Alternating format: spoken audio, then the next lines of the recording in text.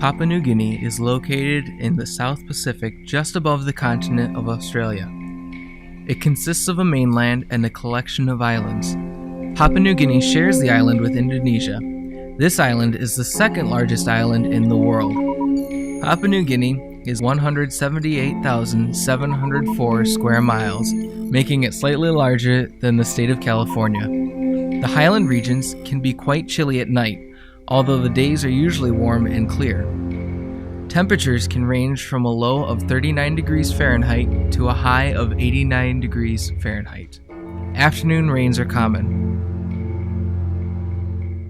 The dominant feature of the country is the Central Spine, a complex of high mountain ranges intersected by alpine valleys and many plateaus. This rough landscape is what causes Papua New Guinea to be one of the most culturally diverse countries in the world. For instance, a 3-hour drive on a rough mountain road is about the same distance as an 11-minute plane ride. Travel is difficult, but very beautiful. Papua New Guinea has several thousand separate communities, most with only a few hundred people. They are divided by language, customs, and tradition. Many of the Papua New Guinea nationals practice a wide variety of religions that are interwoven with the traditional cultures, mainly spirit worship and ancestor cults. Although Baptist missionaries have been a witness in Papua New Guinea since 1949, it is still a very dark country. The traditional religions are still just beneath the surface of the culture, even though the country is slowly developing into a more modern country. These people are still in great need of the gospel.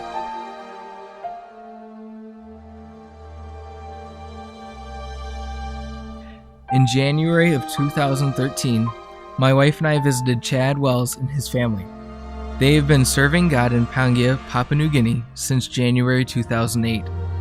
They have been winning souls for their village, training men to be preachers, building the mission station to include a print shop and a dormitory for the Bible college, and planting churches in other villages and installing a national pastor when it is ready. They have been faithful and are consistently moving forward. While visiting them, we were able to help with many of the everyday tasks of being a missionary. My wife helped Mrs. Wells with preparing and cooking meals and trying to get the laundry done before it rained again. I was able to help fix the vehicles and learn how to run and maintain the printing presses in the print shop. We saw some of the real-life situations that a missionary in Papua New Guinea goes through. It was eye-opening to see how much work and organization goes into everyday living. Being a missionary in Papua New Guinea is not just running a church.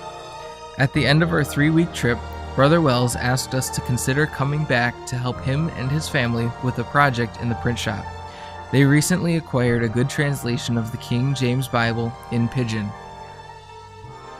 There are 841 languages in Papua New Guinea, but many of the people speak the trade language Pidgin.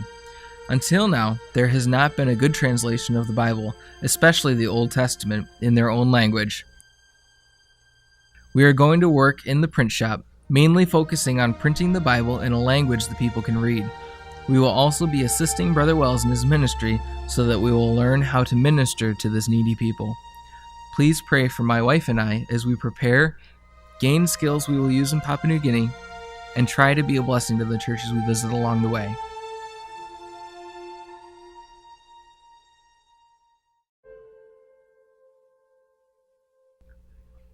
In a world of 7 billion people, in a time when the harvest truly is great, with a God who commands us to win them, what will be your part? What will you do for our Lord? Will you help before it's too late?